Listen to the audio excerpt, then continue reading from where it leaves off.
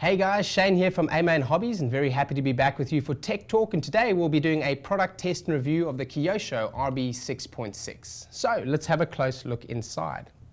As you can see over here, I've literally just unboxed the car. The box comes as so. Everything comes exactly as what you see it right here in the box. The car comes completely, fully assembled. Everything inside the box except for a battery that you will need to run, and it does come with a Dean's connector, so we'll show you a couple of batteries that will fit with this. The reason why we're reviewing this today is because it's a car that's really excited me from a ready-to-run perspective, where finally we have a car that's ready to run right out of the box that you can take down to the racetrack that isn't going to have an exceptionally high price tag. In fact, I don't want to mention the price tag right here because I saw the price and I was so astounded at how good the price was that I'm not really sure if it's the right price or not. The product has just been released for us to test today, and very shortly we'll follow up on our website with live orders for you to be able to order. So do look out for that price down below. I'm going to be putting that link so that you can see it as well.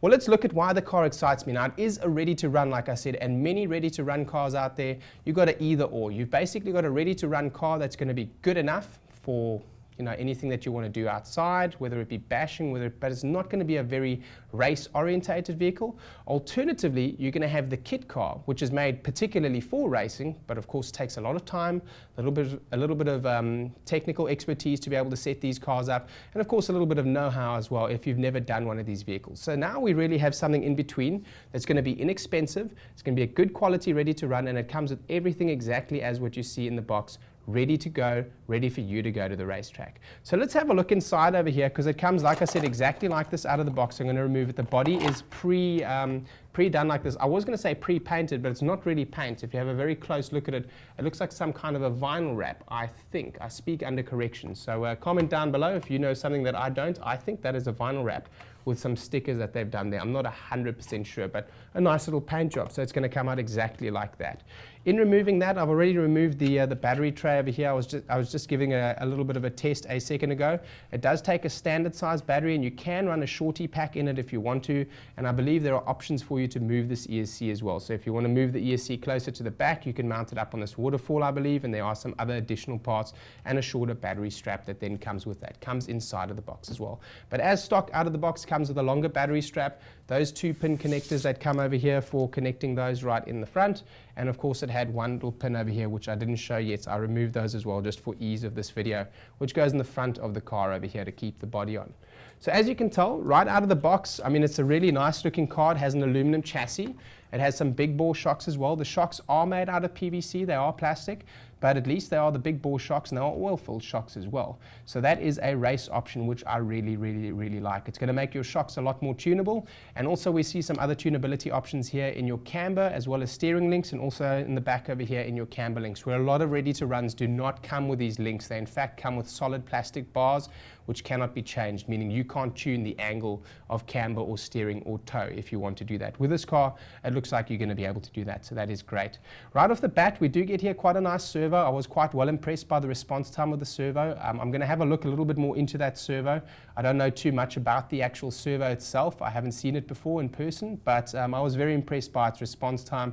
It seems pretty fast. It seems pretty strong as well. I really like the servo. And then coming up to the ESC over here, this is a brushed ESC, because one of the things that I noticed about the car is that it is a brushed motor. So on paper, that's something that I'm a little bit concerned about for the power perspective. And we're going to take it down to the track in just a minute, and I will show you how it fares in comparison to another brushless motor. So we're going to be comparing the two side by side over there. This being said, from the very short little bit of testing that I've done with it over here already, I was pretty impressed with its power. Even with a 45 amp brushed ESC and a brushed motor, this car seemed to hook up pretty well here on the carpet just as I was testing it for the short period of time. But it's really made, as you can see, it's really made to go on the dirt. It comes out with these nice knobbly tires in the back already pre-mounted, and it comes out with these nice rib tires in the front also already pre-mounted. And I checked all the gluing up. The gluing looks pretty good. The shocks look exceptional. One thing to notice with shocks, any ready-to-run shock, anything that you get from a manufacturer, always make sure to check the oil. As you can tell, this one is very light, even maybe a little bit lighter on the left than on the right. And the reason why this is the manufacturers are stuck with an option. They can either fill the shocks up fully, ship the component and have it leak along the way, and it looks very untidy when it gets there, number one, and may have damaged the component, number two. Or the second option which they have is basically don't fill the shocks all the way and have the user fill it up when they get it. So right now, I guess that's the only thing that I've noticed that this car doesn't have, but no other ready-to-run has it either. But I always feel like a ready-to-run should come maybe with some silicone shock oil just for you to top it up in the correct weights for the front and back. We'll give you a couple of links down below for those silicone shock oils too, so if you feel your shocks need topping up, the links will be down below. Those are not included in the kit, so those are going to be some optionals for you to get. So guys, it's a really exciting day when you get a new car in the mail and they say to you, well, go on down to the track and test it. So I'm going to go ahead and I'm going to test it exactly as is right out of the box. I'm going to use the Kyosho Synchro transmitter. As you can see, a very basic transmitter, but it has all of your trims and EPA knobs over there. And over here also, I'm going to be keeping it exactly stock with that 45 amp Orion brushed ESC.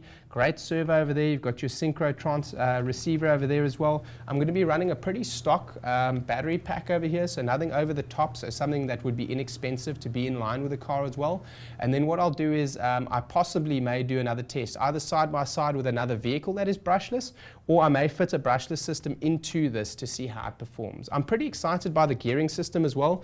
It is a 4-gear gear system, and this is said to produce a little bit more traction, to be a little bit smoother, especially for the off-road races. Apparently is a good way to go. So we will now put it down to the test on the dirt, boys and girls. Let's go see what this buggy can do. Alright guys, so I'm at the track, bought the Kyosho RB6.6 with its ready-to-run controller. Never on the track, it's brand new, never on this car. Let's see what it can do.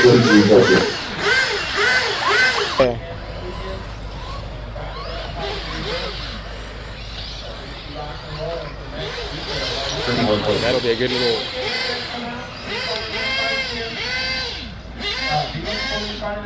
every week here.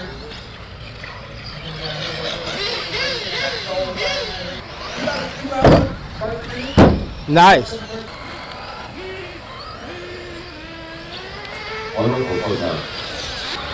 33.4.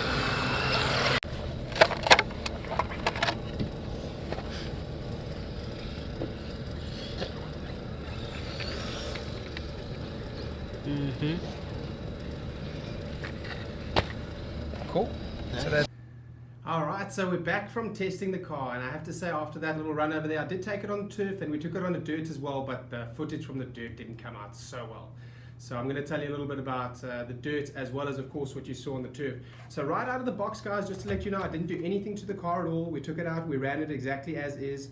A couple of things that we did mention before, the shocks do need a little bit of oil filling, so of course you may need some shock oil in there. As I explained before, that's an issue when you do get ready to run vehicles, that either you're going to need to fill it up or they're going to come basically having been shipped and they leak a little bit. So make sure that you get a bit of shock oil. I really like the way that the car handled. The car handles with a pretty good roll center, as you can see over here. It performed extremely well on the dirt. I was very well impressed in the loose conditions. It was a little bit squirrely to handle with regards to the conditions, but I don't think that was the car. And of course, with the tunability and setup options that you have here in the front and back of the car, you're going to be able to basically curb that as well as set your ride height and so on through the shocks. So I believe that through good setup of this vehicle, I really could have got rid of that squirrely nature that it had in the dirt. Alternatively, you guys did see what it ran like in the carpet. You can see I did show you the first 3 laps or the first 2 laps that I ran with the car. So that was literally no practice at all, just went straight out there and ran. And as you can see, the turf track has just been built. So some of the jumps even didn't have any turf on them. So I guess it was just to see more how the car would handle through the corners and the speed that it had. And one of the things that I mentioned previously was that brushed motor. And it is a 15-turn brushed motor, and I was concerned with the ESC only being 45 amps that we weren't going to have enough power. And man, oh man, some of these guys were really disappointed to hear that I was running a brushed motor and I'm passing them on the back straight. So that being said, the car is very fast. It did hook up very well. The tire selection did do well on the dirt. It did pretty well on the carpet as well. So if you're looking for a car that you can just buy, throw out there and put on either dirt or carpet, just make sure to buy a little bit of shock oil and you're going to be ready to go. Inexpensive car, and you're going to be ready to go racing at the track. One of the big ups that I will give the car as well is while I was driving the car on the dirt, I did have one crash, and the crash caused me to lose one of the rear drive lines, the dog bone as they're so called. And what happens there is when the dog bone popped out, they're very easy to reinsert. And I found over here that one of the really nice things since we got this car, and it is already set, is that it actually comes with a manual. And a manual, just like you can show there, to build a car from the beginning as though you built a kit car. And the reason why this was so good was because when I went right into the manual over here, and you'll look on page number 29 at the bottom on step number 26, you'll actually see the first part that they insert there is shown as UM752B. It's a tiny little rubber O-ring, and that little rubber O-ring sits in between the outdrive and the dog bone to help keep it compression so it doesn't actually slop out and fall out.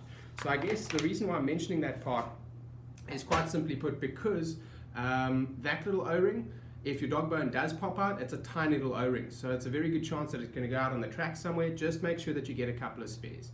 So all in all, like I said, very impressed with the car. The only 2 recommendations that I may have for you, 3 maybe should I say, is going to be 1, buy some shock oil. I'll give you the weights down below. Check your setup. Make sure that when you go to your track, you do change the tires as well as the camber as well as the ride height for your setup, what's going to work best for you at your track. And then the last and final thing is get that UM752B part and make sure that you have some spares so that if your dog bones do pop out, then it's very easy for you to repair.